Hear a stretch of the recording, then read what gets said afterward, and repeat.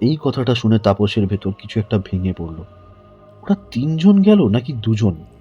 লোকটা বললেন, শুধু মিস্টার চৌধুরী অ্যান্ড মিসেস চৌধুরীই ছিল, অনির্বাণ ছিল না। তাপস কিছু বলতে পারে না, তার মাথায় শুধু হিসাব ঘুরতে থাকে।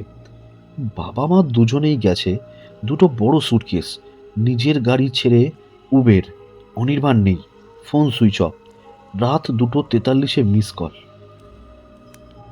তাপস বাইকে ওঠে। ইঞ্জিন স্টার্ট নিতেই একটা কাঁপা শব্দ করে।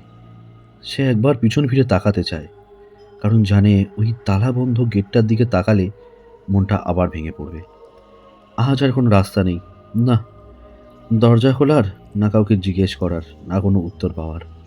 তাই সে বাড়ির পথ নেয়, বাইক এগোতে থাকে। আর তাপসের মাথার ভেতর শুধু একটা কথাই ঘোরে, কাল রাতের কলটা তাহলে কিসের জন্য ছিল?